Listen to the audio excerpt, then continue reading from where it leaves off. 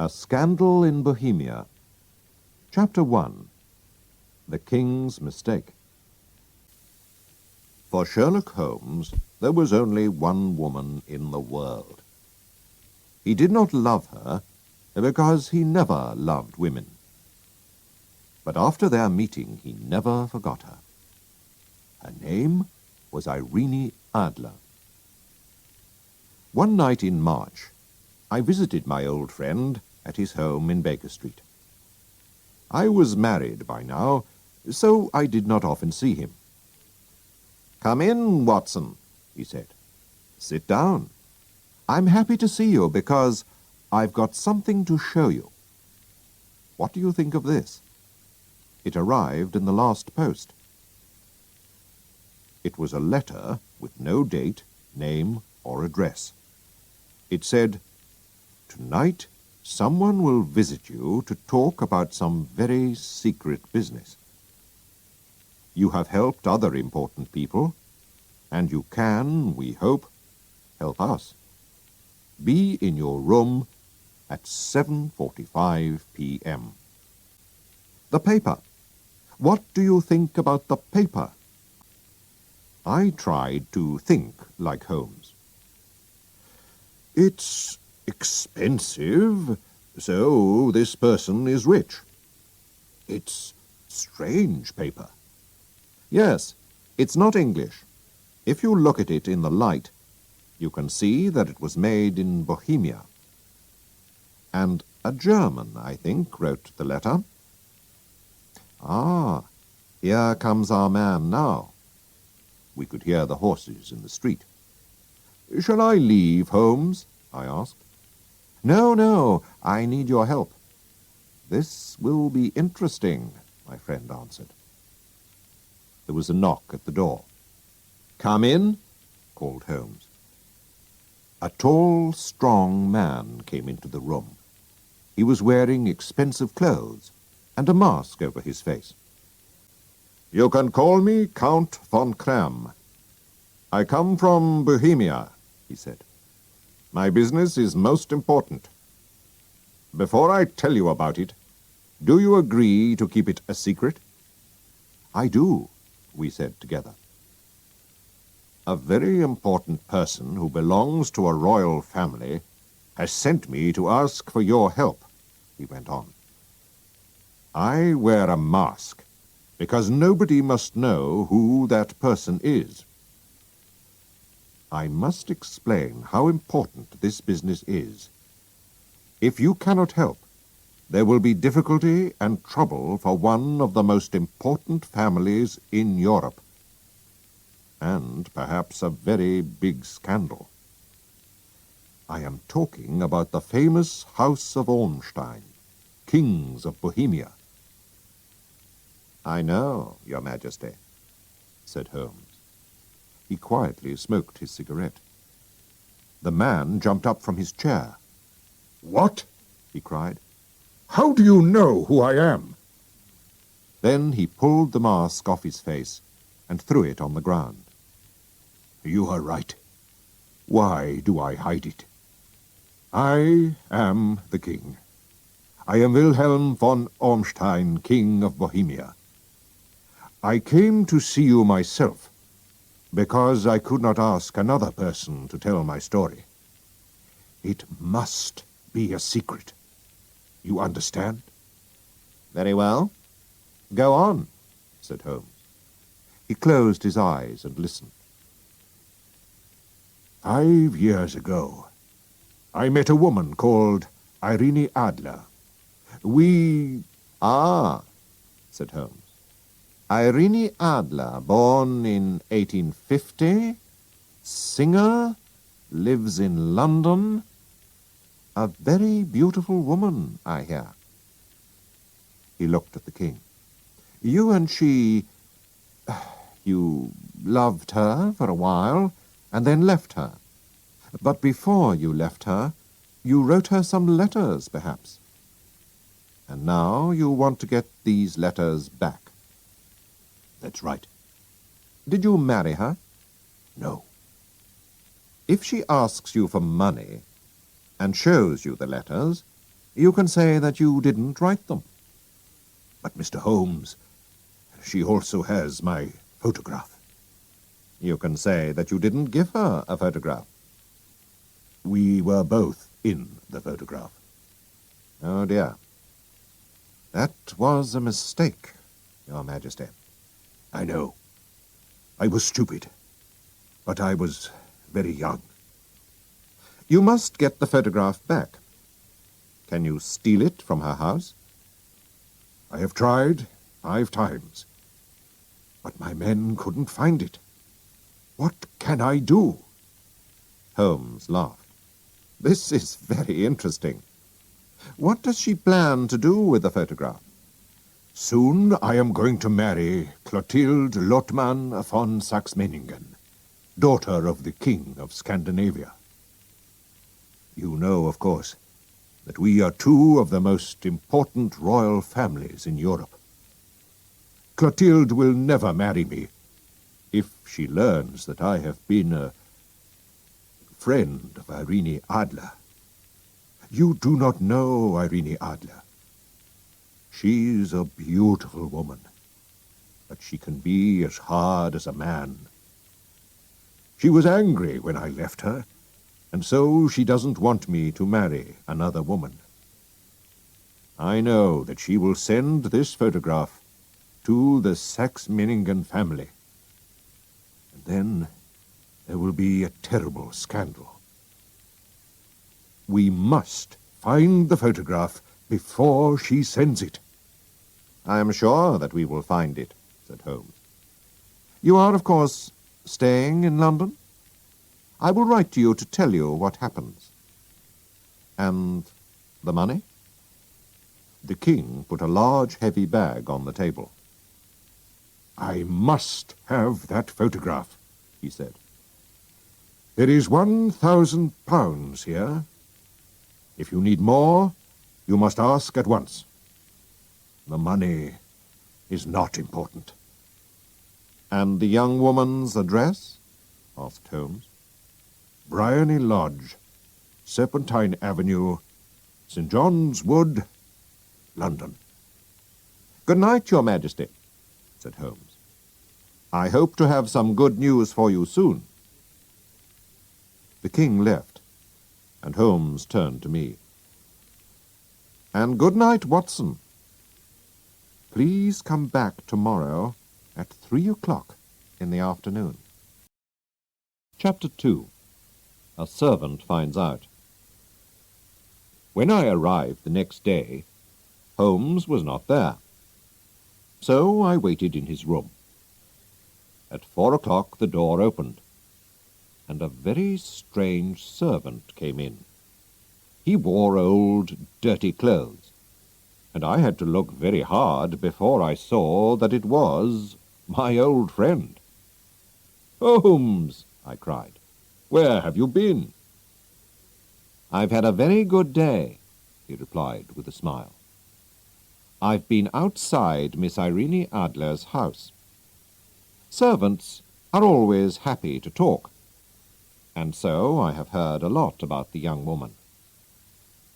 For example, she has a good-looking man friend called Godfrey Norton, a lawyer who often visits her. Now, why? If he's her lawyer, perhaps she's already given him the photograph. But if he loves her, she won't show him the photograph. Most interesting, Holmes, I said. While I was there, Mr. Norton himself suddenly arrived. I watched them through the windows. When he left, he jumped into a taxi. To the Church of St. Monica, as fast as you can, he shouted. 2 minutes later, Miss Adler ran out of her house, jumped into another taxi, and called, "To the Church of St. Monica, quickly." I couldn't miss this, Watson, so I jumped into a third taxi. When I arrived, I went into the church. Godfrey Norton looked round and saw me. "Thank God!" he shouted. "Come here quickly." "Why?" I asked. "Come on, man, we need you." And so I helped Godfrey Norton to marry Irene Adler. They needed a witness, and a servant from the street was better than nobody. So, she's married him. What shall we do now? I asked. Well, tonight, my dear Watson, I need your help. Will you do what I ask? Without questions? Of course, Holmes, if you think that it's important, I answered. Later, we'll go to Bryony Lodge. Irene Adler, or Irene Norton, will arrive home at 7 o'clock, and she will ask me to go into the house. You must wait outside near the sitting-room window, and when it opens, watch me inside. When I hold up my hand, throw this thing into the room and shout, "Fire!" I took the small thing out of his hand. "What is it, Holmes?" I asked. "It's a smoke stick. The room will very quickly be full of smoke. After that, wait for me at the corner of the street." "Right. I'll do what you want," I said. Chapter 3. Fire. That evening Holmes again wore different clothes, and a large black hat. But it was not just the clothes that were different. He changed his face, his hair, everything. He was a different man. We walked together to Serpentine Avenue. Outside the house there were a lot of people who were smoking, laughing, and talking. Holmes and I walked up and down in front of the house. "You see," said Holmes to me, "I think she doesn't want her new husband to see the photograph." "But where is it?" "At her bank?" "No, women like to keep important things themselves. I'm sure it's in her house." "But the king's men tried to find it," I said. "Yes, but they didn't know where to look," said Holmes. "But how will you know?" I asked. "I won't look. She'll show me. She'll have to." Just then a taxi arrived. One of the men in the street ran to open the door. Then another man pushed him. Other men were also pushing and shouting, and a fight began. Irene Norton was in the middle of it, but Sherlock Holmes ran to help her. Then suddenly he fell to the ground, with blood running down his face. Irene Norton hurried to her front door, but she looked back. "How kind of him to help me! Is the poor man hurt?" she called. "He's dead!" cried some voices. "No, he's only hurt," cried others. "Bring him into the sitting-room," she said. Some people carried Holmes into the house. I waited outside the window and watched. I saw how beautiful Irene Norton was.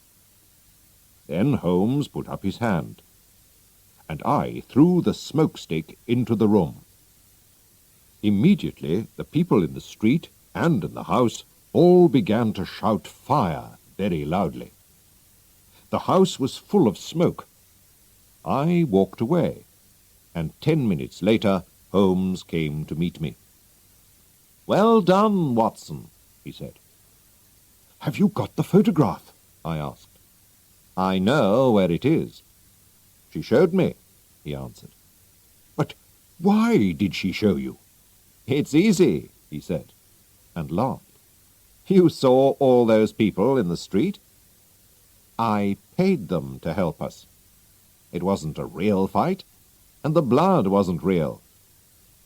When people shout 'fire,' a woman runs to the most important thing in her house, her baby, her gold, or a photograph. Mrs. Norton ran to find her photograph, which is in a cupboard in the sitting-room. I saw it, but I did not take it. Tomorrow we will go to her house with the king. We'll go very early before she gets up. The king himself can take the photograph from the cupboard, and then we'll go." While Holmes was talking, we were walking home to Baker Street. When we arrived at my friend's house, a young man hurried past us and said, "Good night, Mr. Sherlock Holmes." "I've heard that voice before," said Holmes to me. He looked down the street. But who was it? Chapter 4. A Photograph. The next day we went to Irene Norton's house with the king. An old servant opened the door. "Mr. Sherlock Holmes?" she asked, and smiled. "Yes," said my friend. He looked very surprised. "Mrs. Irene Norton and her husband left England this morning. They will never come back to this country." "What?" cried Holmes, his face white and angry. "And what about the photograph?" cried the king. We all hurried into the sitting-room. Holmes ran to the cupboard and opened it. Inside was a photograph, not of Irene Adler and the king, but of the beautiful Irene alone. There was also a letter for Sherlock Holmes. We all read it together. "My dear Mr. Sherlock Holmes, you did it very well. I thought that it was a real fire, and that you were just a kind old man. But after I opened the cupboard, I began to think. I knew about the famous Sherlock Holmes. I knew your address, and I knew that the king asked you to find the photograph. So I quickly dressed as a young man and followed you home to Baker Street. I wanted to find out if you really were Sherlock Holmes. I said good night to you outside your door. My husband and I have decided to leave England. Please tell the king that I shall not show the photograph to anybody.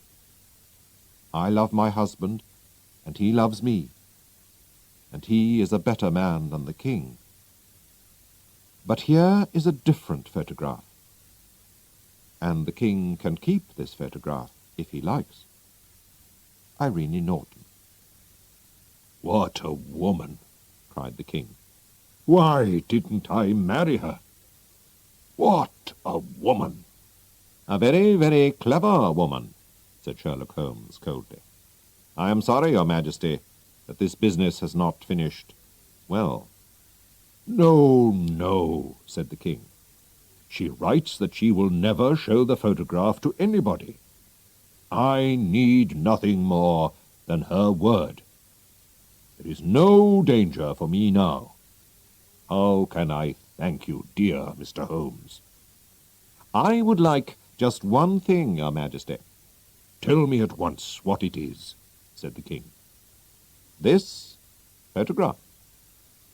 The king looked at him in surprise. "Irene's photograph?" he cried. "But of course, it is yours." And so there was no terrible scandal in the royal families of Europe, and Sherlock Holmes still has the photograph of the woman who was cleverer than he was. The Yellow Face. Part 1. Sherlock Holmes did not like aimless physical exercise, but one spring day I persuaded him to go for a walk with me in the park. We walked for 2 hours, and it was almost 5 when we returned to Baker Street. "I beg your pardon, sir," said our page boy as we entered. "There was a man waiting for you. He was a very restless gentleman. He walked all around the room saying, 'Isn't Mr. Holmes going to return?' Finally, he left." You see, Holmes said to me. I needed a case, and now I have lost this one because we went for a walk in the park. Hello? That's not your pipe on the table? Well, that man must have a very big problem, because he left his pipe. It is obvious that he likes this particular pipe very much. How do you know that he likes it very much? I asked. Well, Explained Holmes. I think this pipe costs around 7 and 6pence. Now, look, it has been mended twice with silver bands that probably cost more than the pipe itself. So this man must like his pipe very much, if he prefers to mend it instead of buying a new one with the same money. Just then, as Holmes was talking, we heard someone walking up the stairs, and then a man walked into the room without knocking. I beg your pardon, Said the man. I should have knocked, but I am very upset, and I need help. The man then took off his hat and sat down on a chair. My dear Mr. Grant Munro, Began Holmes. Our visitor jumped from his chair. What? He cried. You know my name? if you want to preserve your incognito, Said Holmes, smiling. then you should not write your name on the inside of your hat, or else you should turn the inside of your hat away from the person whom you are addressing. Anyway, my friend and I have heard many strange secrets in this room, and we have had the fortune to help many people. Please tell us the facts of your case. The facts are these, Mr. Holmes. He said. I have been married for 3 years, and my wife and I were very happy until last Monday. Suddenly, a barrier appeared between us, and she has become like a stranger to me. I want to know why. But, Mr. Holmes, I am sure that my wife loves me. Please let me have the facts, Mr. Munro. Said Holmes with some impatience. Effie, my wife, was a young widow, only 25 years old when I met her. Her name then was Mrs. Hebron.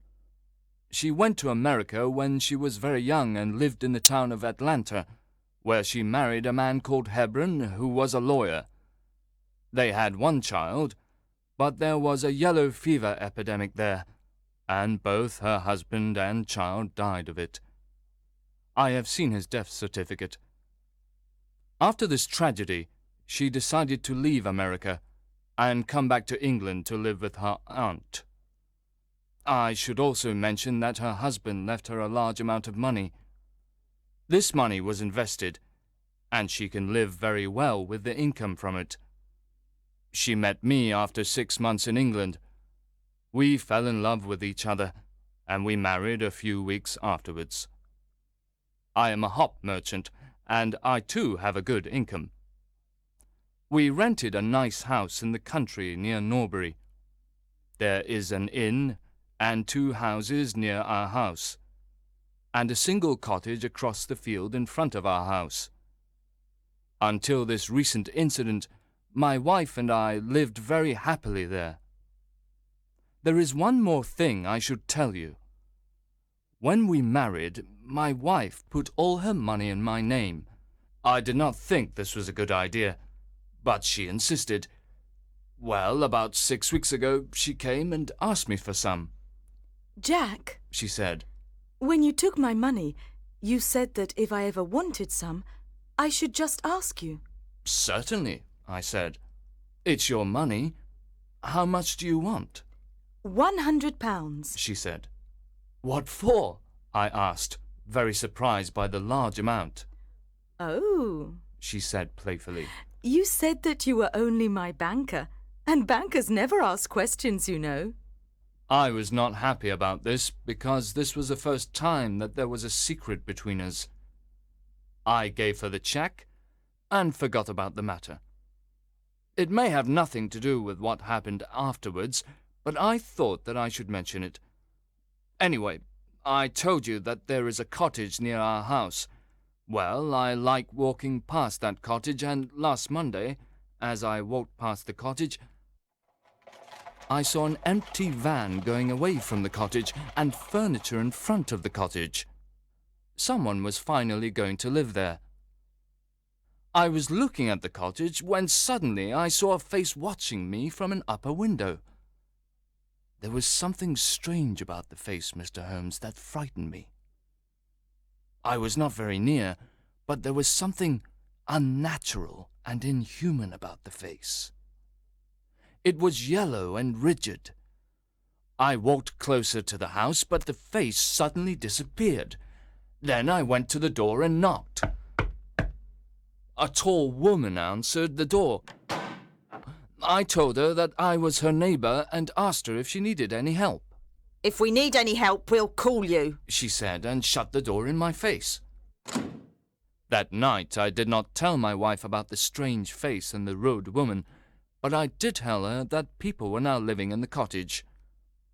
That same night, something strange happened. In the middle of the night, when I was not completely asleep, I became aware that my wife was dressed and was leaving the room. She looked very frightened and nervous. I waited for about 20 minutes, and then she returned. "Where have you been, Effie?" I asked as she entered. She moved back quickly with fright. Are you awake, Jack? She cried with a nervous laugh. She told me that she had wanted some fresh air, but I did not believe her. What was my wife hiding from me? The next day I had to go to the city, but I was so worried about my wife that I returned early to Norbury at about 1 o'clock. Walking home, I went past the cottage. I stopped for a minute in front of it to look for that strange face. As I stood there, imagine my surprise, Mr. Holmes, when the door suddenly opened and my wife walked out. Oh, Jack, She said. I came here to see if our new neighbours needed anything. Why are you looking at me like that? Are you angry with me? So, I said, this is where you went during the night. What do you mean? She cried. You came here. I am sure of it. Who are these people? I have not been here before. I know you are not telling me the truth. I'm going to enter the cottage and discover the truth. Please don't go in, Jack. She cried. I promise that I will tell you everything someday, but if you enter now, you will cause great sadness. Then she held me tightly, and I tried to push her off. Trust me, Jack. She cried. You will not be sorry. If you come home with me, all will be well. If you force your way into that cottage, our marriage is finished. I will trust you, I said, if you promise never to come here again. She was greatly relieved. Then, as we started to leave, I looked up, and there was that yellow face watching us out of the upper window. What link could there be between that creature and my wife? After that, everything went well. But one day I returned home early. I discovered that my wife had been to the cottage again, so I went to the cottage. I walked into the house and found no one. But upstairs I found a comfortable room, and on the mantelpiece stood a full-length photograph of my wife. I am sure that our maid had warned them that I was arriving, and they all went away. That is why I didn't find anyone there. When I saw my wife again, I told her that there could be no peace between us until she told me the truth. That was yesterday, Mr. Holmes, and then I decided to come and see you for help. After hearing this strange story, Holmes sat silent for a few minutes, thinking. Then he said, Are you sure that the yellow face was a man's face? Each time I saw it, he replied. I saw it from a distance, so I am not sure. When did your wife ask you for the money? Asked Holmes. Almost 2 months ago. Have you ever seen a photograph of her first husband? No, there was a great fire in Atlanta after her husband's death, and all her papers were destroyed. And yet she had a death certificate. Have you ever seen it? Yes, she got a duplicate after the fire. Have you ever met anyone who knew your wife in America? No. Has she ever talked about visiting America again? No. Has she ever received letters from there? No, I don't think so. Thank you. Concluded Holmes. Now, go back to Norbury, and when you see that those people have returned to the cottage, call us. It will be easy to solve this mystery. Part 2. Then Mr. Grant Munro left, and Holmes and I discussed the case. I am afraid that this is a case of blackmail, said Holmes. And who is the blackmailer? I asked. Well, it must be that creature with the yellow face. Upon my word, Watson, there is something very attractive about that yellow face at the window, and I would not miss this case for worlds. Have you got a theory? I asked. Yes, Holmes replied. I think her first husband is in the cottage. This is what I think happened. This woman was married in America. Her husband got a terrible disease. That is why he has that horrible yellow face. She ran away from him at last and came back to England, where she changed her name and started a new life. After 3 years of marriage, she feels safe again. But her first husband, or some unscrupulous woman attached to him, discovers where she lives. They write to her and tell her to send them £100, or they will tell her new husband everything. When her husband tells her that someone is living in the cottage, she knows that they are her blackmailers. In the middle of the night, while her husband is sleeping, she decides to go to the cottage. That night, she is not able to convince her blackmailers to leave her alone, so she returns the next day. That was when her husband saw her coming out of the house. She then promises her husband that she will not return, but she wants to get rid of her blackmailers. She decides to go again, and this time she brings a photograph, which they probably asked her for. Fortunately for her, her maid warns her that her husband is coming, and she and her blackmailers leave the house in time.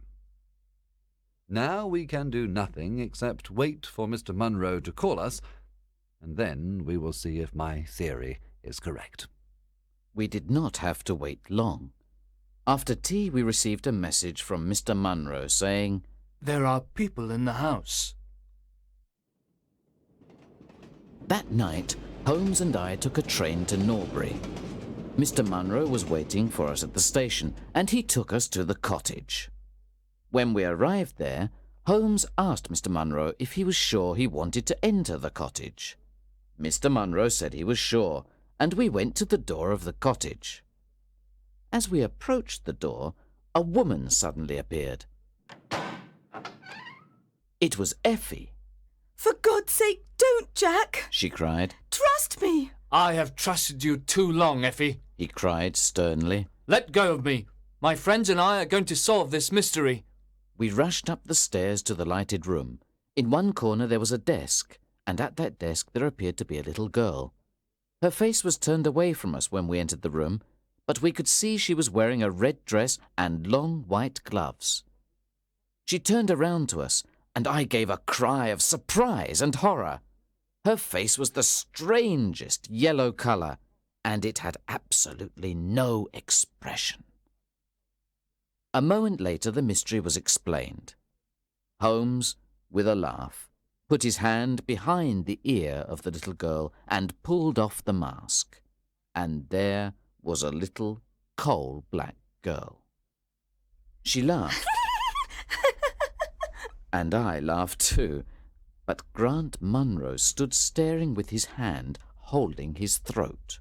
My God! He cried. What does this mean? I will tell you everything. Cried his wife with a proud face. You have forced me, and now we must both accept the situation. My husband died at Atlanta. My child survived. Your child? Cried Grant Munro.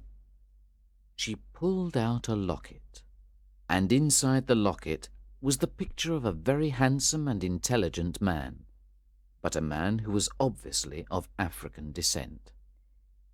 This is John Hebron of Atlanta, said Mrs. Munro. And he was a very noble man. I cut myself off from my race to marry him, but I never regretted it for a moment. Unfortunately, our only child took after his people rather than mine. She's very dark, but she is my dear little girl. When the little girl heard these words, she ran to her mother. I left her in America with a trusted servant, Mrs. Munro continued. because she was not very healthy, but I never considered abandoning her. When I met you by chance and learned to love you, I was afraid to tell you about my child. I was afraid to lose you. I kept her existence a secret from you for 3 years. But finally, I had to see my little girl. I sent the servant £100 and told her to come to this cottage. I took every possible precaution so that there would not be gossip about a little black girl. That is why she wore that yellow mask. You told me about her arrival in the cottage, and that night I had to see her, and that was the beginning of my troubles. And now, tonight, you know everything. What are you going to do about me and my child? Mr. Grant Munro did not say anything for 2 minutes, and his answer was one of which I love to think. He lifted the little child, kissed her, and with the little girl in his arms, he gave his other hand to his wife. We can talk it over more comfortably at home, He said. I am not a very good man, Effie, but I think that I am better than you thought. We all left the cottage together, and then Holmes and I returned to London. We did not say another word about the case until late that night at Holmes's house in Baker Street, just before Holmes went to bed.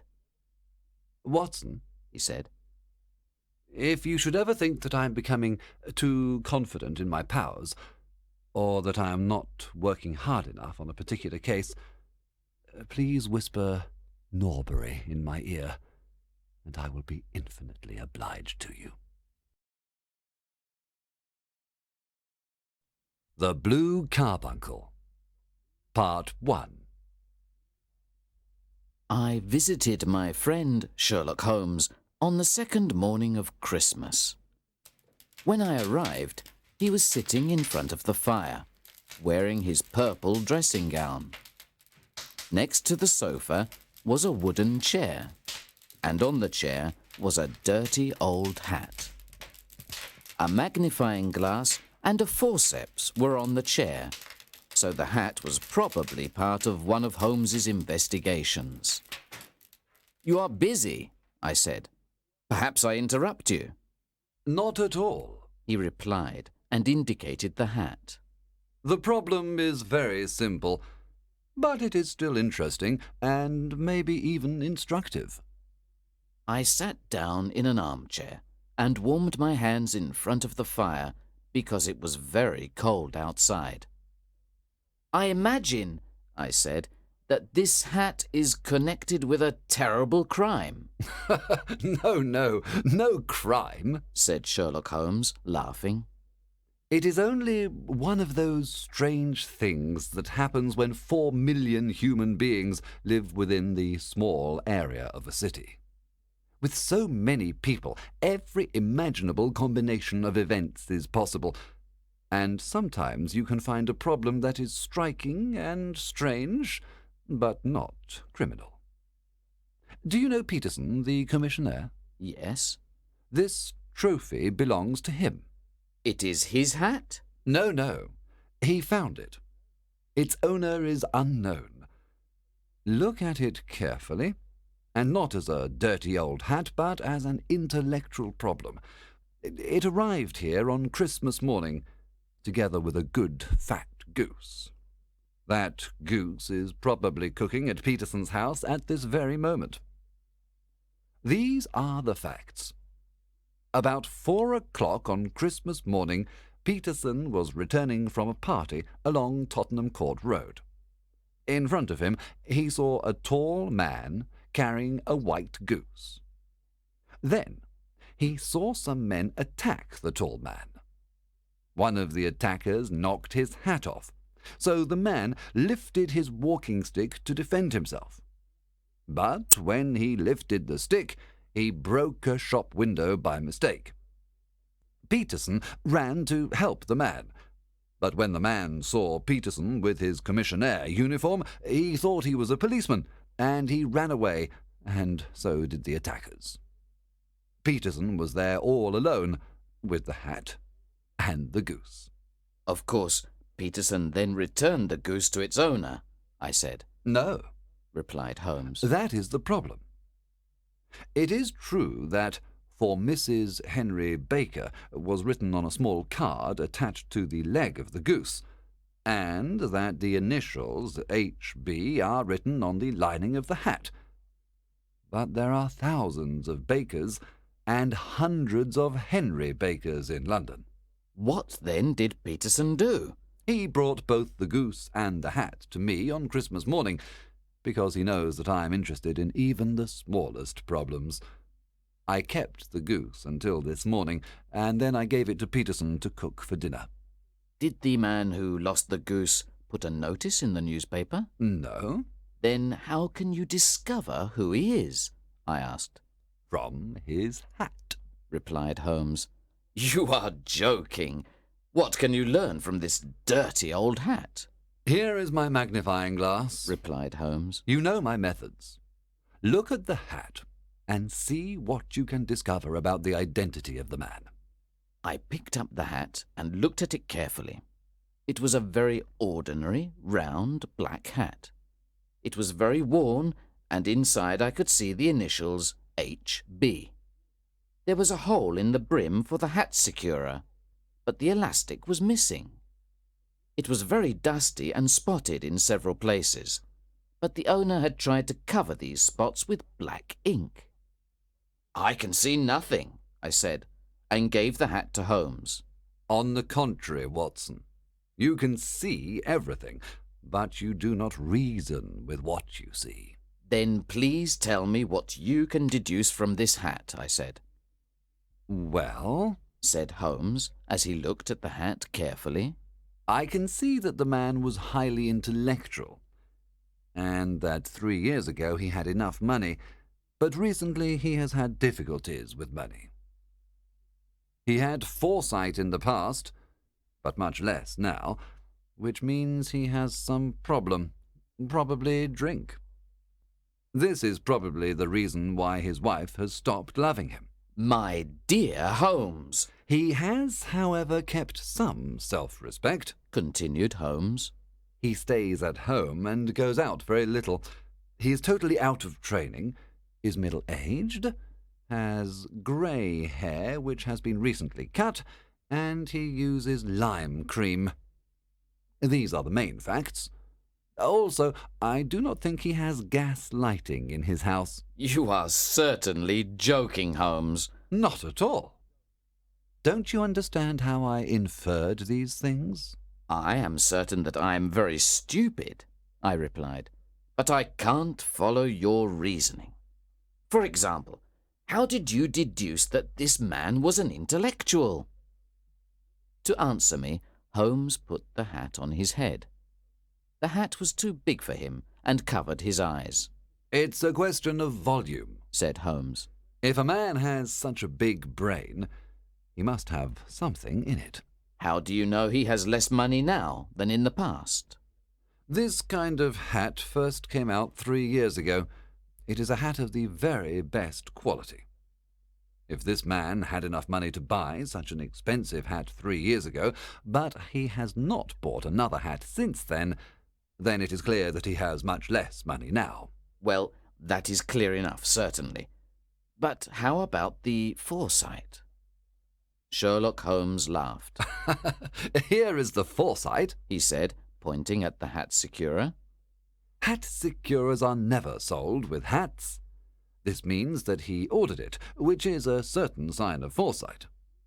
But since he has not replaced the broken elastic, this means that he has less foresight than before. But he has tried to hide some of these spots on his hat with ink, which means he has not completely lost his self-respect. Your reasoning is certainly very good, I said. That he is middle-aged, that his hair is grey, that his hair has been recently cut, and that he uses lime cream can all be seen by looking closely at the inside of the hat. With the magnifying glass you can see the partially grey hairs cut by a barber's scissors. They stick to the hat, and there is the distinct odour of lime cream. Also, you will observe that the dust on the hat is the soft brown dust you find in houses, not the hard grey dust you find in the streets. This means that the hat is kept inside the house most of the time, and that he doesn't go out very often. Also, you can see the sweat stain on the inside of the hat, which means he perspired a lot. A man who perspires so much can't be in the best of training. But his wife? You said that she stopped loving him. This hat has not been brushed for weeks. When a man's wife lets him go out in such bad condition, it means that she doesn't love him anymore. But he could be a bachelor, I said. No, he was bringing the goose to make peace with his wife. Do you remember the card on its leg? You have an answer for everything. But how did you deduce that he doesn't have gas lighting in his house? Well, if you saw 1 or 2 wax stains on a hat, it could be by chance. But I can see at least 5 on this hat, which means that this man must use candles very frequently. Well, it is very ingenious, I said, laughing. But since a crime has not been committed, all this seems to be a waste of time. Part 2. Sherlock Holmes had opened his mouth to reply when the door opened and Peterson, the commissionaire, rushed in. He looked incredibly shocked. "The goose, Mr. Holmes! The goose, sir!" he cried. What? Has it returned to life and flown out of your kitchen window? Said Holmes. "Look here, sir! Look what my wife found in its stomach!" He showed us a shiny blue stone in his hand. By Jove, Peterson, said Holmes. this is a treasure. Do you know what you have got? "A diamond, sir. A precious stone. It cuts glass like butter." It is more than a precious stone. It's the precious stone. Not the Countess of Morcar's blue carbuncle that was stolen, I cried. Precisely so, responded Holmes. And here is the newspaper article that tells the story. Hotel Cosmopolitan jewel robbery. John Horner, a 26-year-old plumber, has been arrested for stealing the famous blue carbuncle from the Countess of Morcar. James Ryder, an attendant at the hotel, said that he had sent Horner to the Countess's room on the day of the robbery to repair a bar of the grate. Ryder said that he stayed with Horner for a few minutes, but then he had to leave. When Ryder returned, he saw that somebody had forced open the Countess's bureau. Ryder called the police, and the police arrested Horner that same evening. Catherine Cusack, the Countess's maid, said that she heard Ryder call for help. She ran into the room and saw the same things that Ryder described to the police. In addition, the police discovered that Horner had already been charged with robbery in the past, but Horner says that in this case he is innocent. His trial will be soon. So much for the police report, said Holmes, throwing the paper on a chair. You see, Watson, our little deductions about the hat have become much more important and less innocent. Here is the stone. The stone came from the goose, and the goose came from Mr. Henry Baker, the gentleman with the bad hat which we examined so carefully. Now we must discover Mr. Baker's part in this mystery. To find him, the simplest thing is to put an advertisement in the evening newspaper. What will you say? I asked. Well, said Holmes, Found at the corner of Goodge Street, a goose and a black hat. Mr. Henry Baker can have them if he comes to 221B Baker Street at 6:30 this evening. Then Holmes sent Peterson to buy another goose to give to Baker if he came, and to put the advertisement in all the newspapers. I left to work for the day.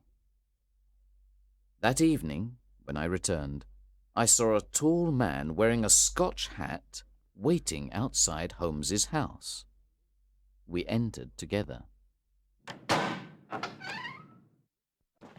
Mr. Henry Baker, I believe, said Holmes when he saw us. Please sit by the fire and get warm. Ah, Watson, you have come at the right time. Is that your hat, Mr. Baker? Yes, sir. That is certainly my hat.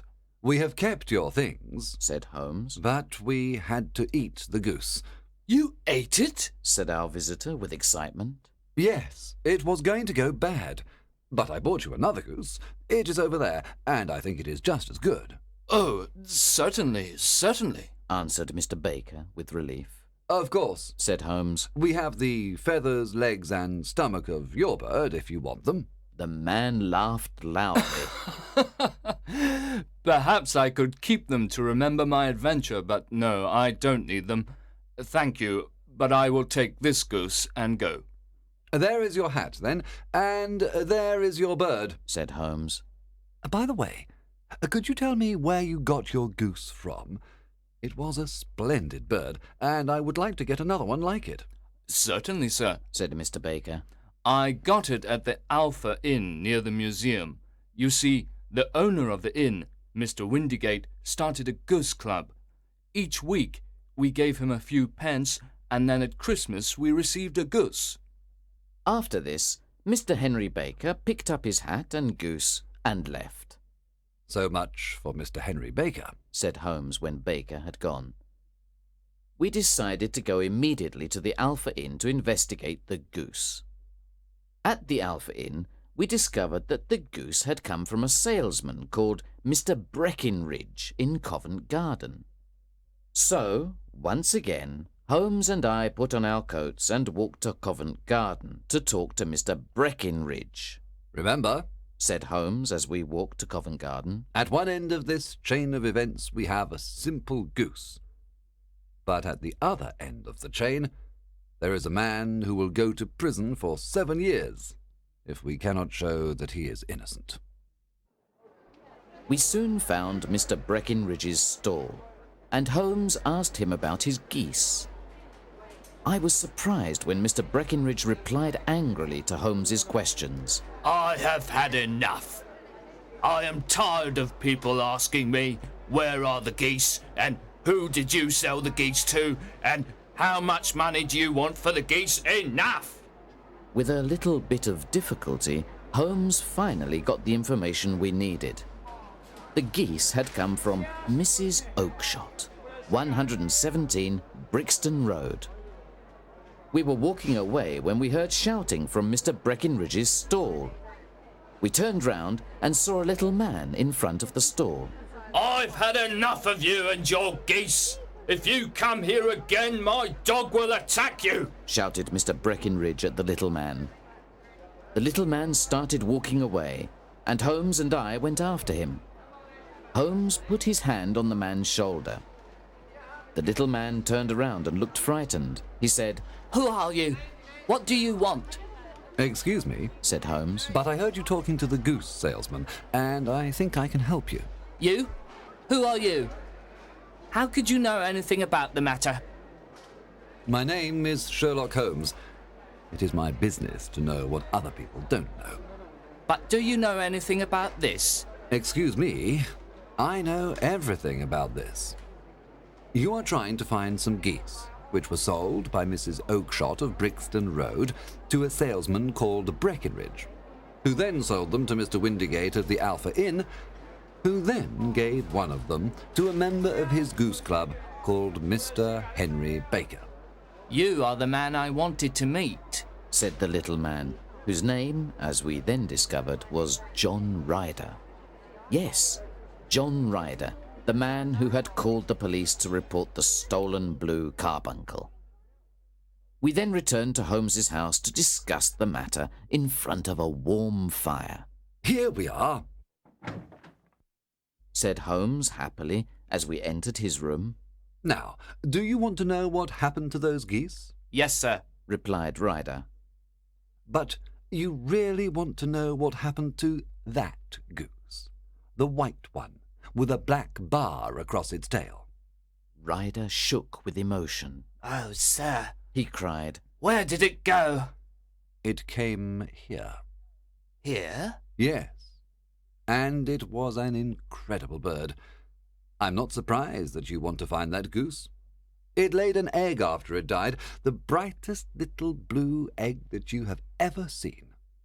I have it here in my museum. Our visitor stood up and then almost fell down. Holmes took out the blue carbuncle, and Ryder stared at it. He did not know if he should say it was his or not. The game is up, Ryder. I know almost exactly what happened.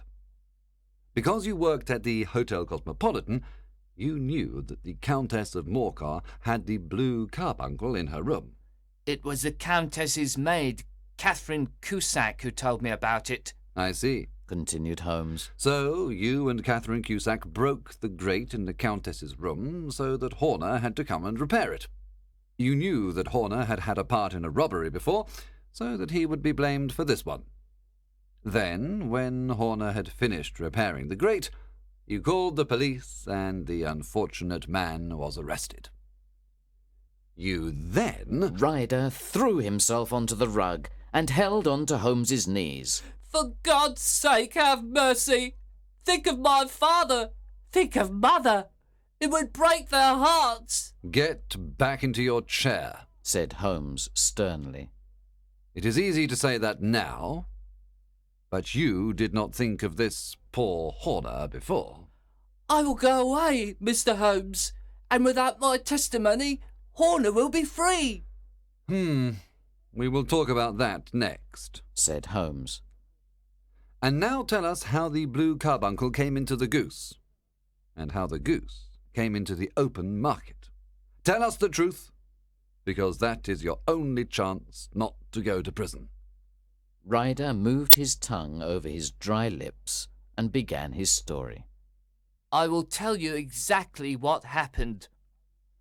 After I had the blue carbuncle, I was terrified. I did not know where to go. I thought I saw the police everywhere. Finally, I decided to go to my sister's. My sister married a man called Oakshott and lives on Brixton Road, where she fattens geese for the market. When I arrived, she asked me what was wrong. I told her that I was upset about the robbery at the hotel. I then went out into the backyard where the geese are and smoked a pipe. I had a friend called Maudsley who had been in prison. He had told me how thieves sold stolen property, so I decided to go to him with the blue carbuncle. However, I did not know how I could carry the blue carbuncle to his house. Then I had the idea to force one of the geese to swallow the stone. My sister had told me that I could have one of the geese for Christmas. So I caught one of the geese, a big white one with a barred tail, and forced open its beak and pushed the stone in with my finger. The goose then swallowed the stone. Then I told my sister that I wanted my Christmas goose then. She thought it was a bit strange, but in the end she said I could have the goose.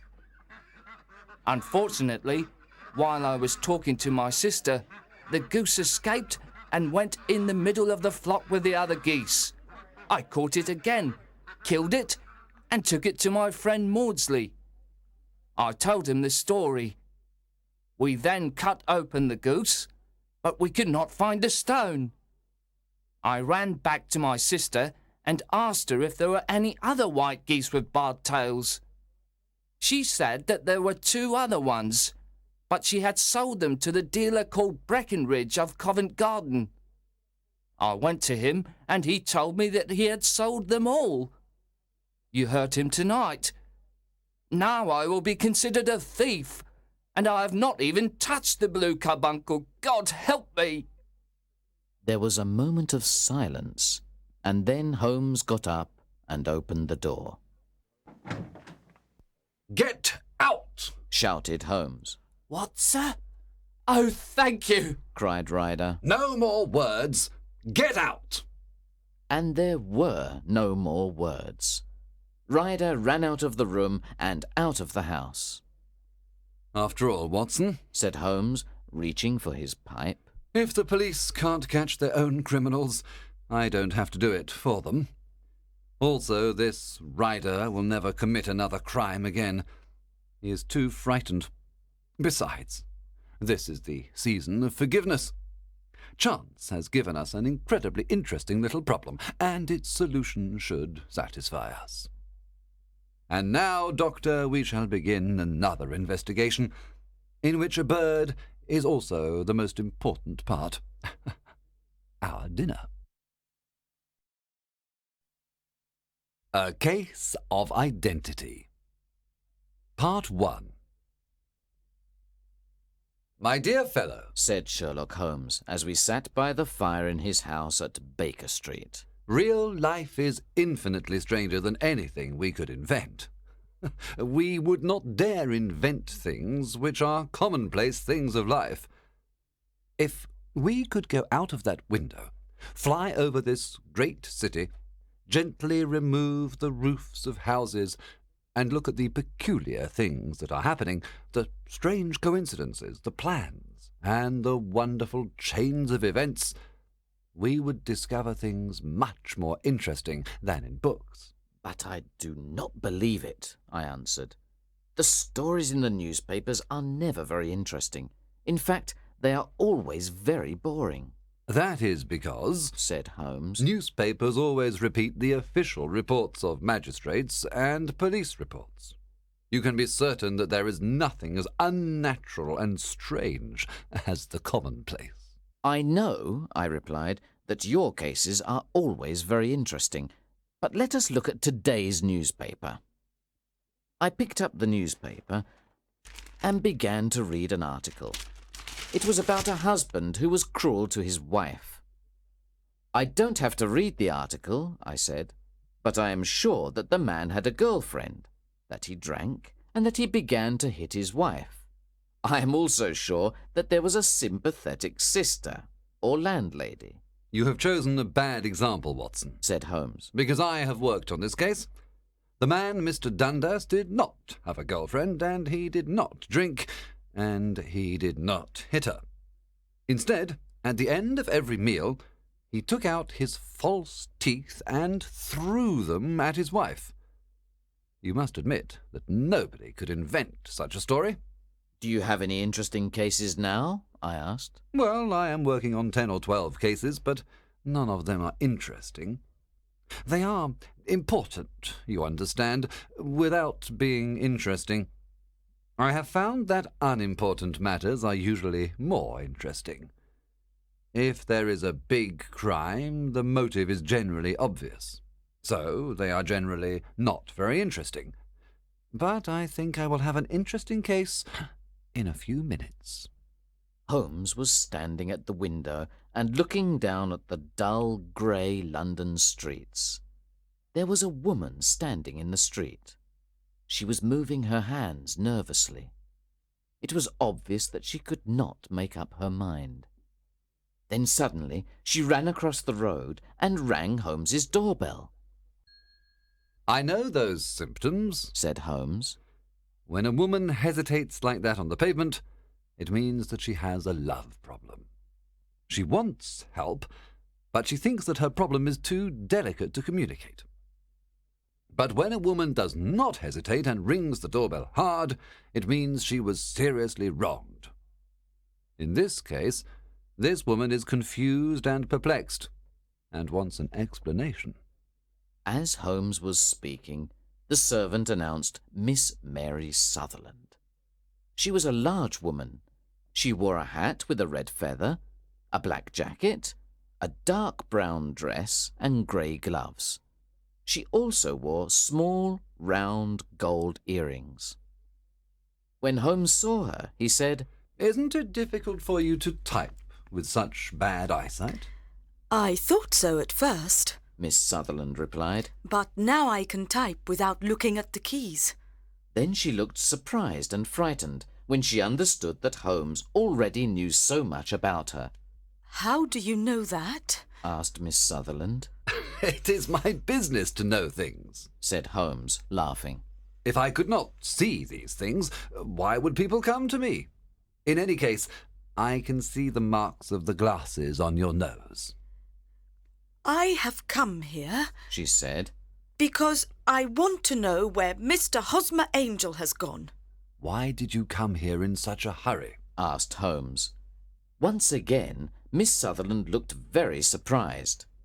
Holmes then explained that her boots were not the same, and that they were not completely buttoned. Yes, I did hurry out of the house because I was angry at Mr. Windybank, that is my father. He did not want to ask the police about Mr. Angel.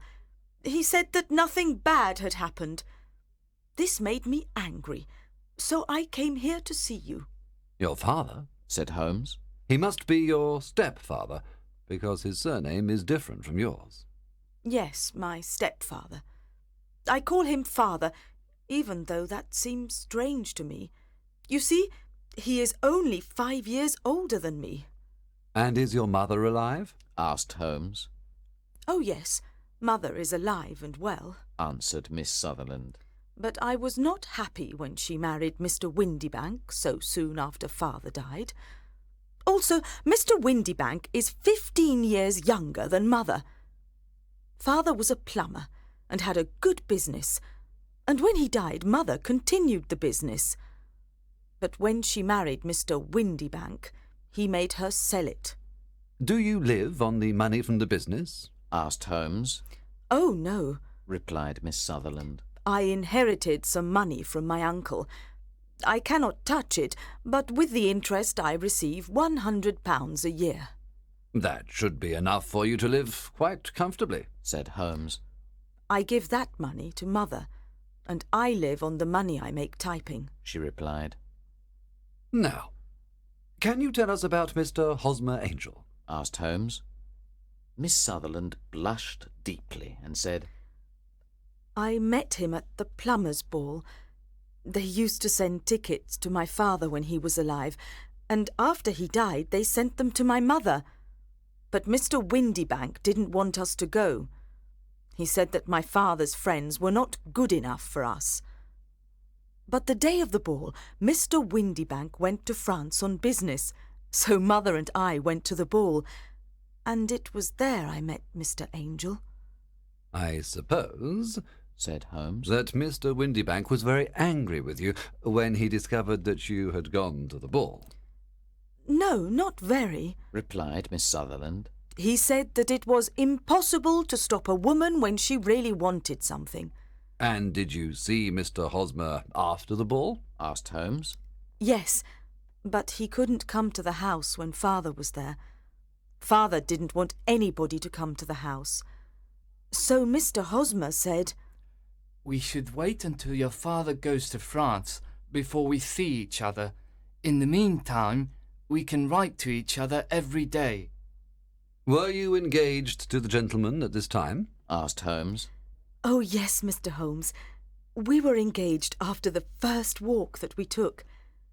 Mr. Angel worked in an office in Leadenhall Street. "Which office?" That's the worst part. I don't know. "Then where did you send your letters?" To the Leadenhall Street post office where he got them. He said to me, The other workers in my office will make fun of me if they see my letters. I told him that I could type my letters like he did his, but he said, A typed letter comes from an impersonal machine and not from you. This shows how fond he was of me, Mr. Holmes, and the nice little things he thought of. "It was most suggestive, said Holmes. I have always said that the little things are infinitely the most important. Can you remember any other little things about Mr. Hosmer Angel? He was a very shy man, Mr. Holmes. He always wanted to walk with me in the evening instead of during the day. He was very gentlemanly. Even his voice was gentle. He told me that he had had a bad infection of the tonsils when he was a child, so he had to whisper. He always wore elegant clothes.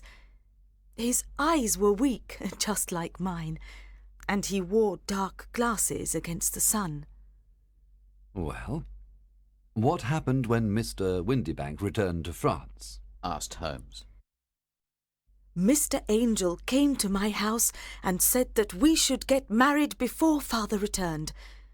He was very serious and said, Put your hand on the Bible and promise me that you will always love me. Mother agreed with him. Mother liked him from the beginning, and liked him even more than I did. When they started talking about our getting married within the week, I asked them if I should ask Father first. They said no. I, however, did not want to do anything in secret, so I wrote to Father at his office in France. But the letter came back to me on the very day of the wedding. It missed him, then? Yes, sir. He had started back to England just before the letter arrived in France. Ha! That was unfortunate. Your wedding was planned, then, for the Friday of that week. Was it to be in church? Yes, sir, but very quietly. On the day of the wedding, Hosmer came in a hansom to take Mother and me to the church. But since there were two of us, Mother and I went in the hansom, and Hosmer took a cab. We got to the church first, and when the cab arrived, we waited for him to come out. But he never did. The cabman said that he could not understand what had happened to him. I think that you have been very badly treated, said Holmes. Oh, no, sir. Hosmer was too good and kind to leave so. Why, all morning before the wedding he said to me, If anything happens to me, you must always love me. You must wait for me. I will return to you. I thought this very strange to say on the day of our wedding, but his disappearance explains everything. It certainly does, said Holmes. In your opinion, did he know that he was in danger? Yes, I think so.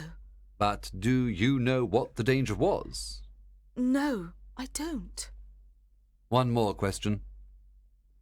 How did your mother react?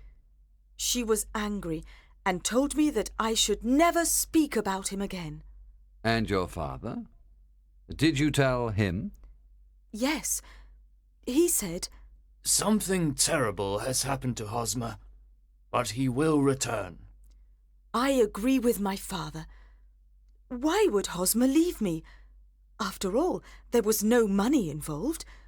Hosmer did not borrow money from me, and I never put the money which I had inherited in his name. So he did not take my money and leave. Then she pulled out a handkerchief and began to cry. I will try to solve your problem, said Holmes. but don't think about it any more. Forget about Mr. Angel. Do you think that I will ever see him again? No, I'm afraid not. Then what has happened to him? You will leave the question with me. Now, I need some of Mr. Angel's letters, a good description of him, and also your father's address. I never had Mr. Angel's address, said Miss Sutherland. but here is Mr. Windybank's address.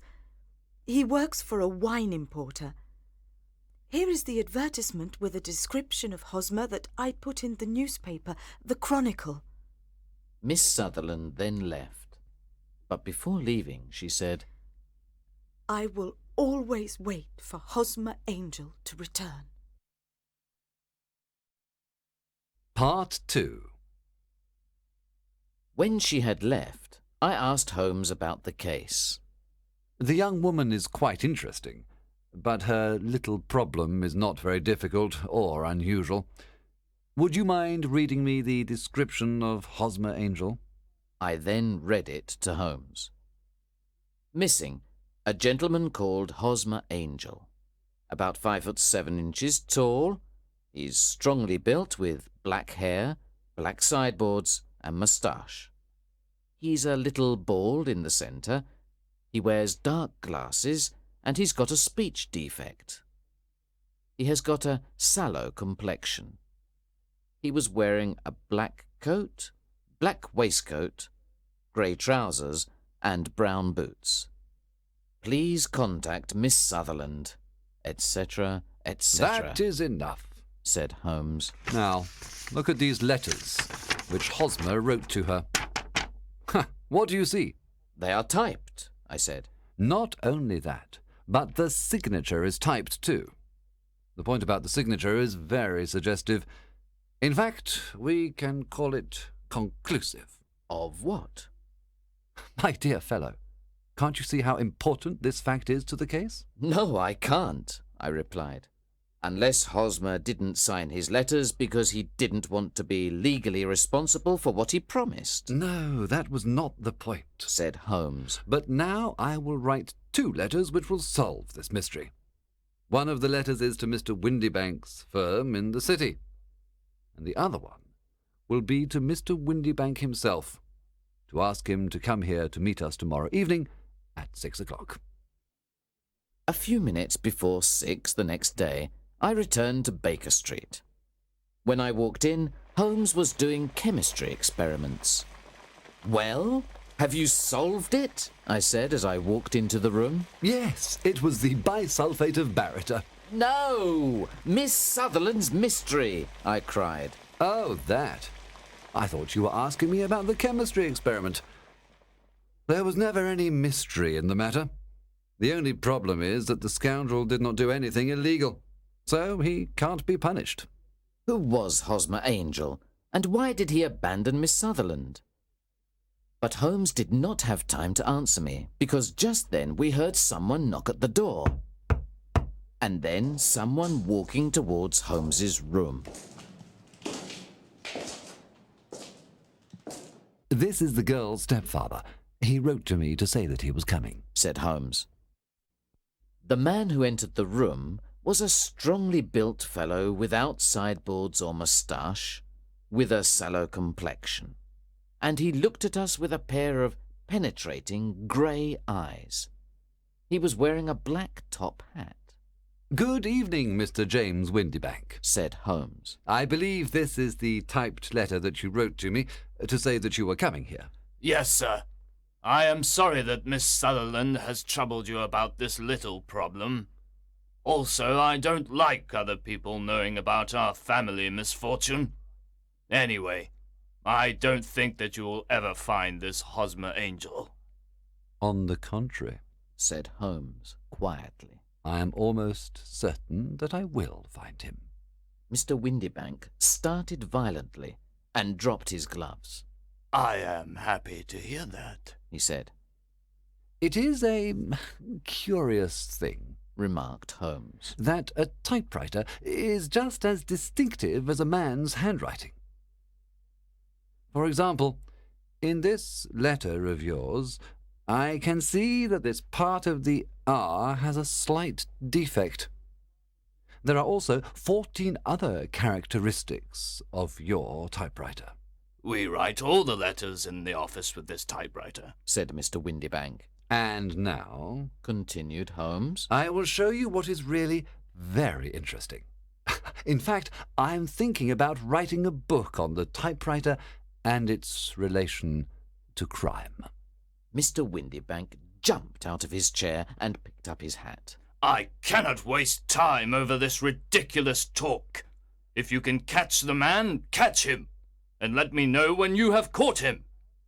Certainly, said Holmes, walking over to the door and locking it. I let you know that I have caught him. What? Where? Shouted Mr. Windybank, becoming white and looking around like a rat in a trap. You can't get away, Mr. Windybank, said Holmes. This case was really very easy. Now, sit down and we can talk about it.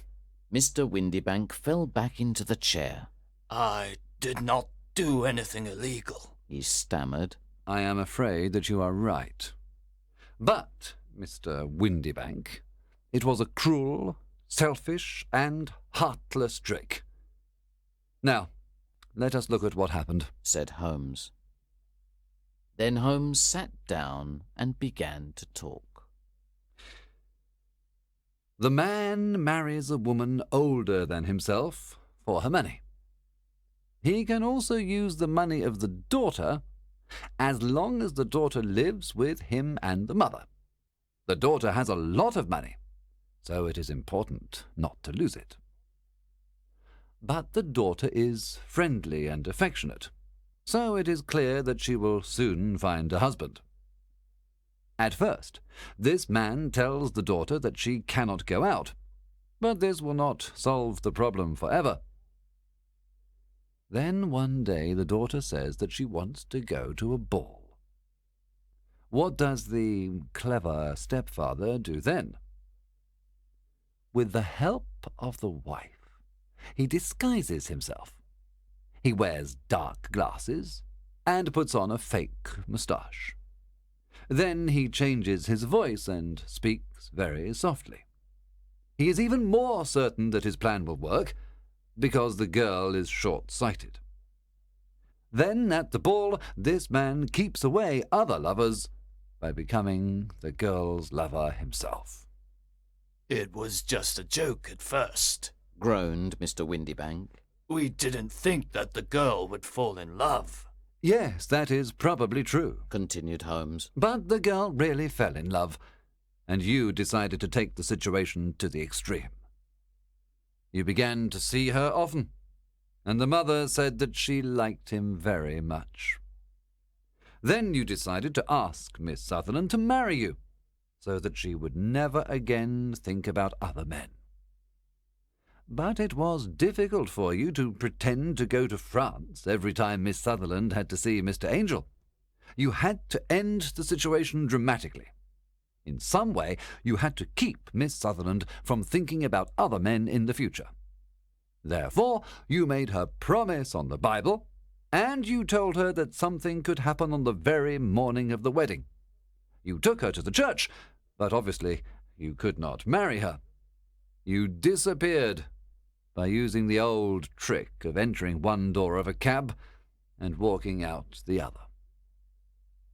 I think this is the chain of events, Mr. Windybank.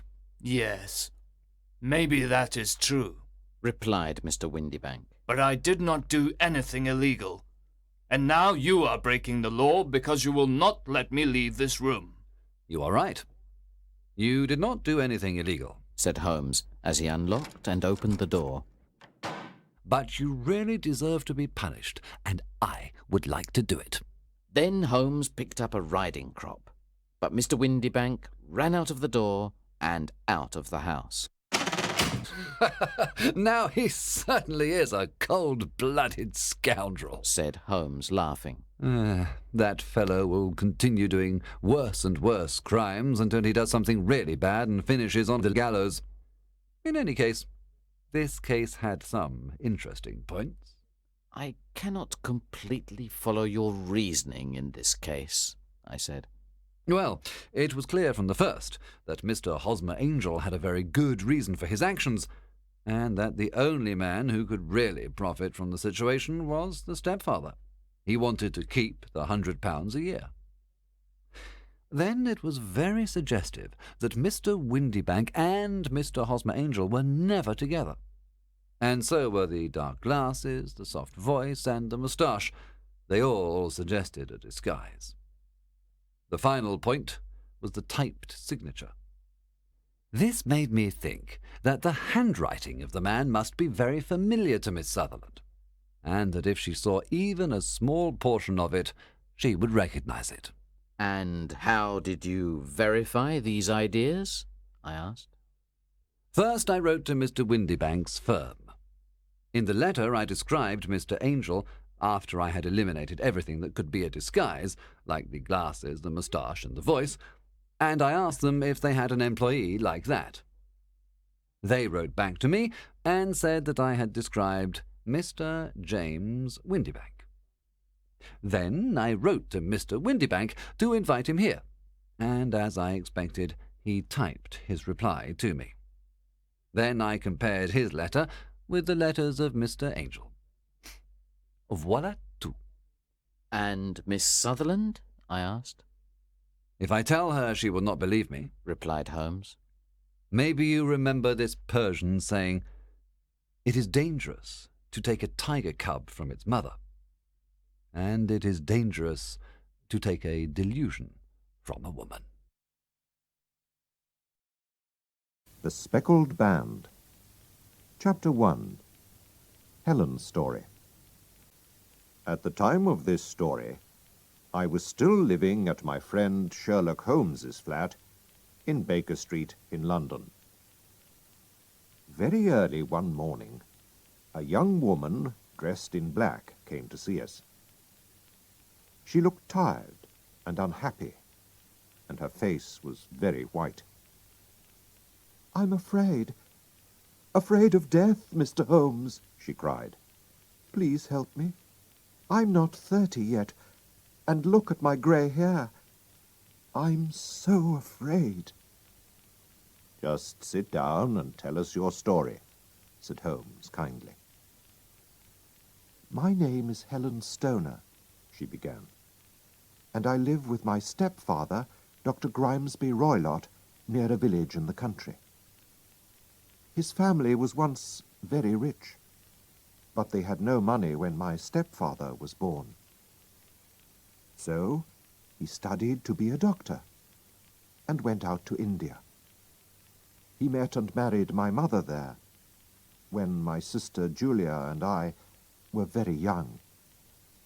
Our father was dead, you see." "Your mother had some money, perhaps?" asked Sherlock Holmes. "Oh, yes, Mother had a lot of money. So my stepfather wasn't poor any more." "Tell me more about him, Miss Stoner," said Holmes. "Well, he's a violent man. In India he once got angry with his Indian servant and killed him. He had to go to prison because of that. And then we all came back to England. Mother died in an accident 8 years ago.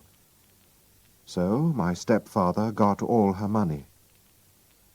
But if Julia or I marry, he must pay us £250 every year." "And now you live with him in the country," said Holmes. "Yes, but he stays at home and never sees anybody, Mr. Holmes," answered Helen Stoner.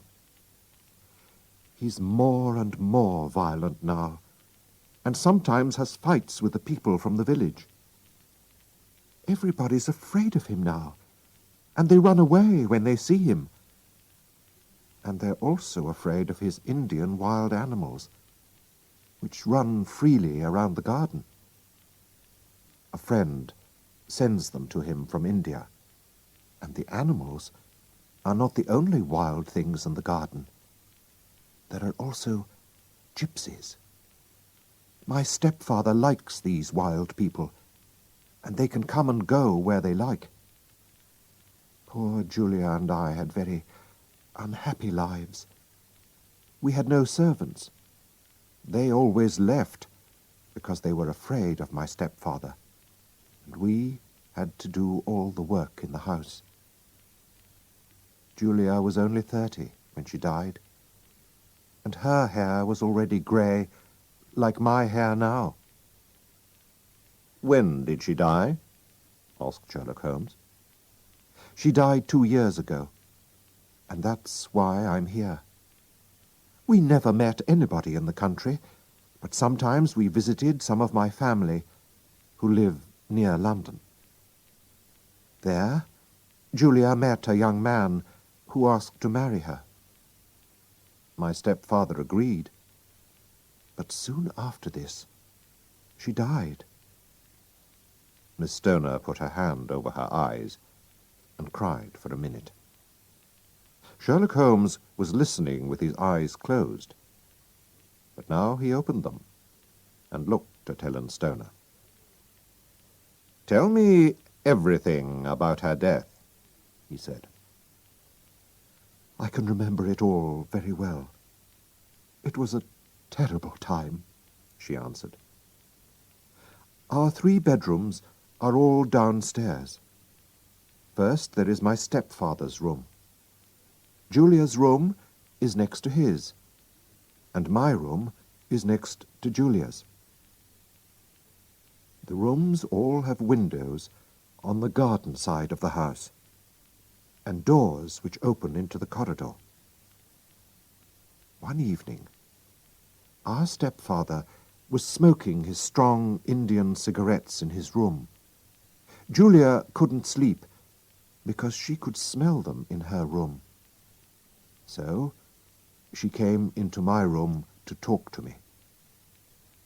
Before she went back to bed, she said to me, 'Helen, have you ever heard a whistle in the middle of the night?' I was surprised. 'No,' I said. 'It's strange,' she said.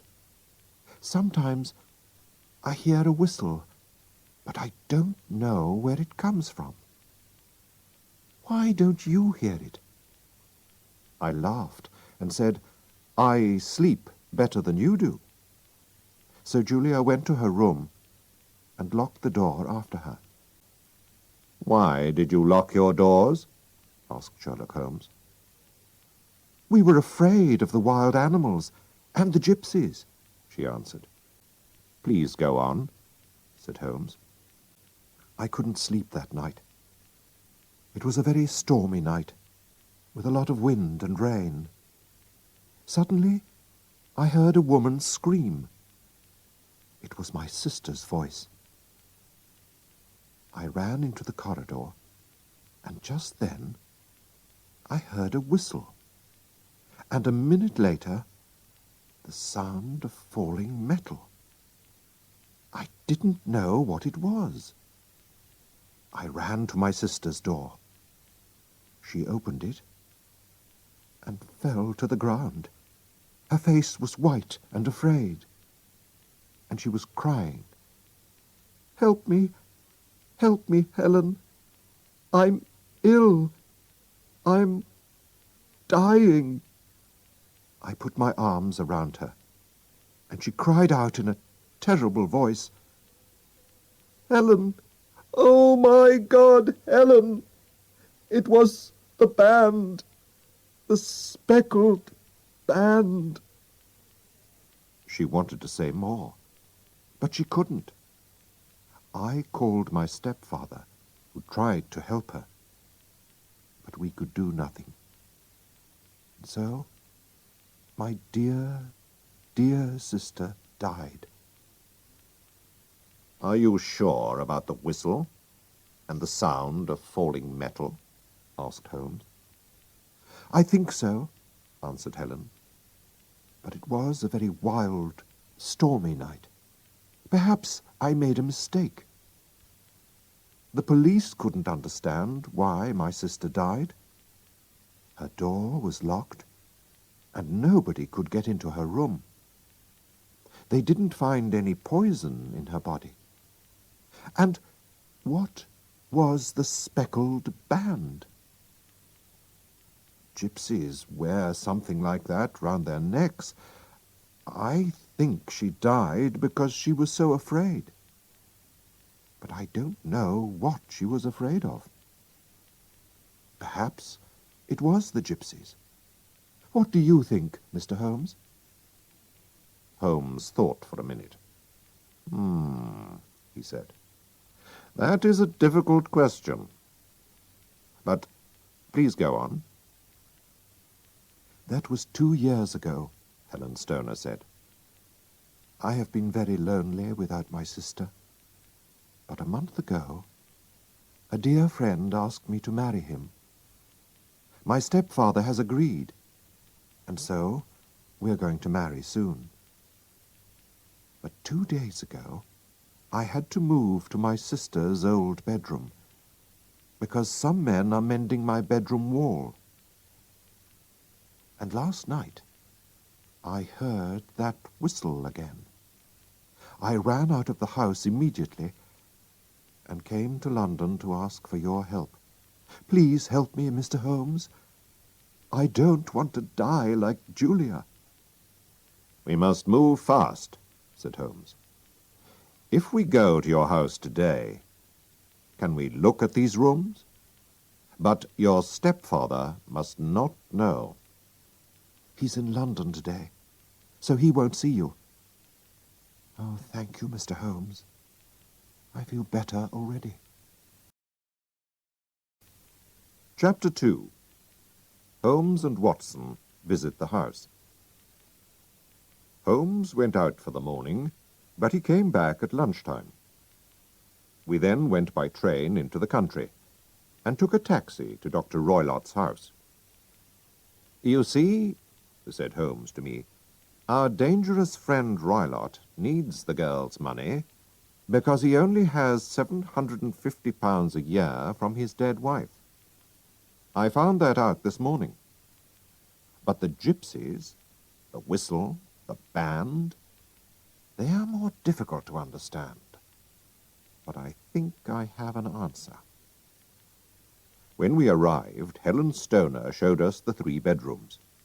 We saw her room first. Why are they mending your bedroom wall? Asked Holmes.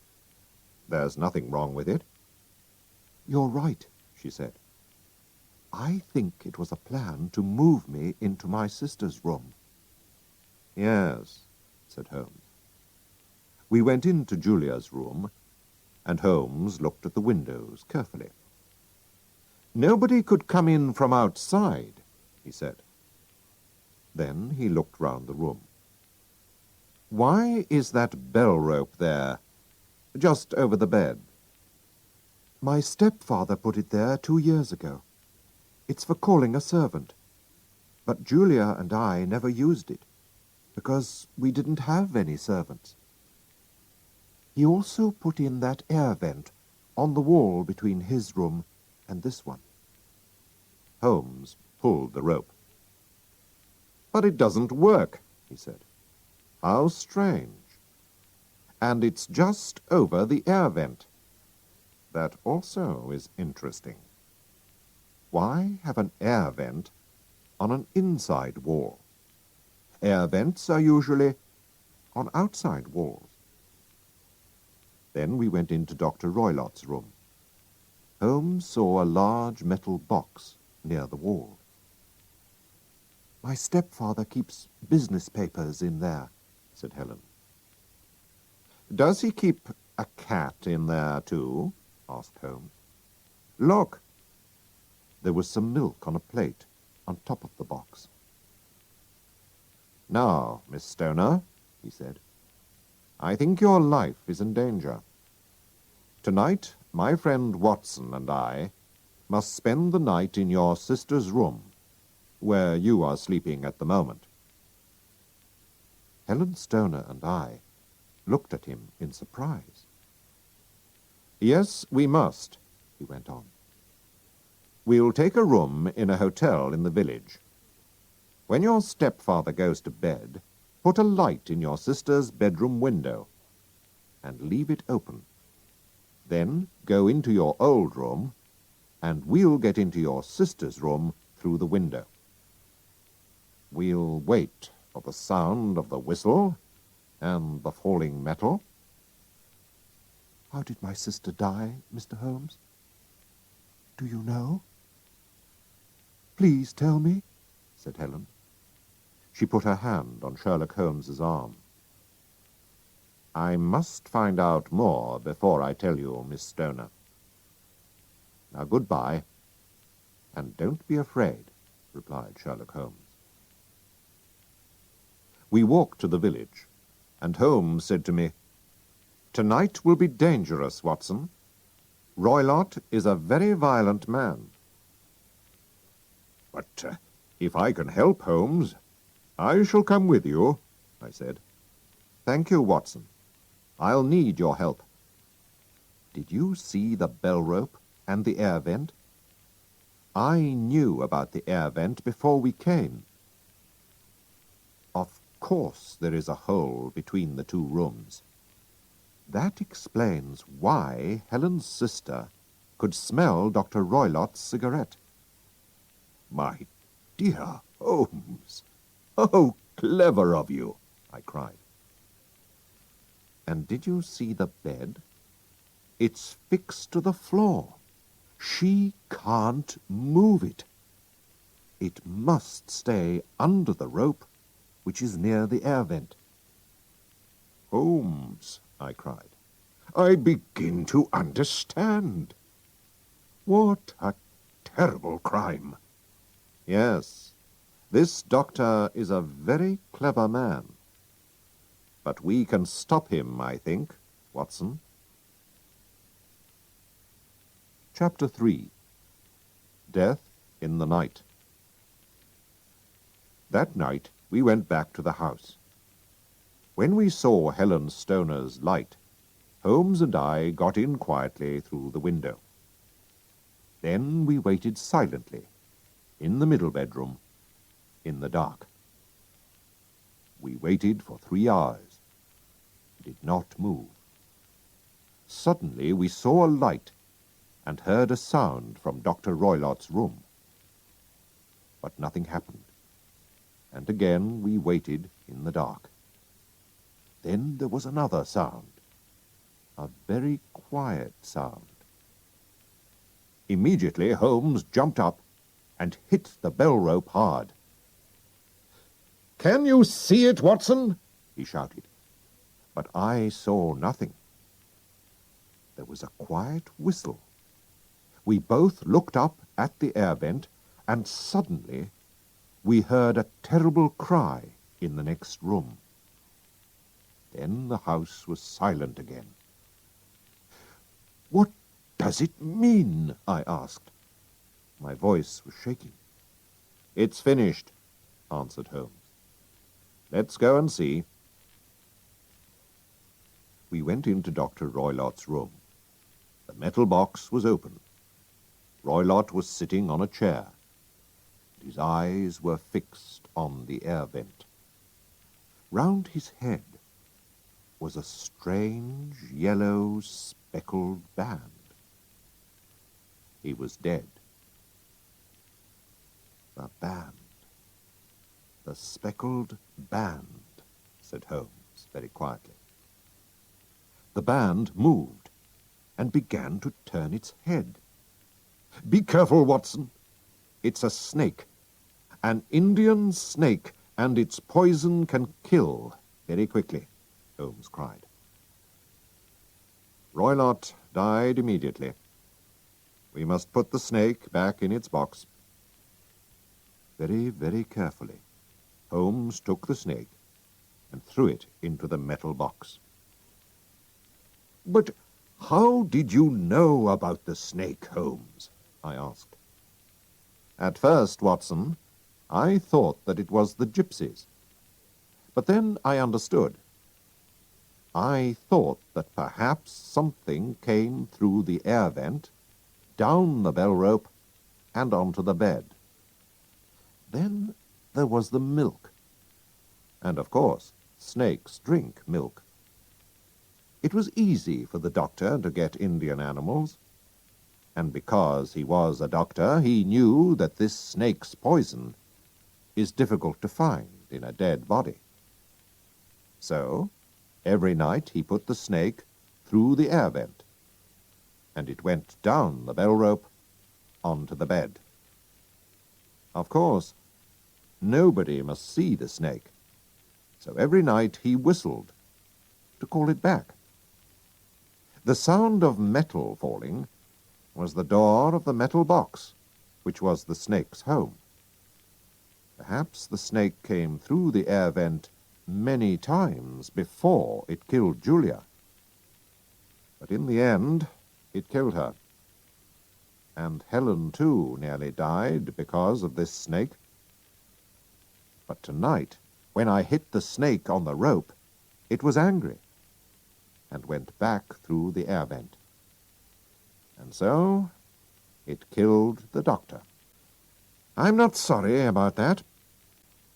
Soon after this, Helen Stoner married her young man and tried to forget the terrible deaths of her sister and stepfather.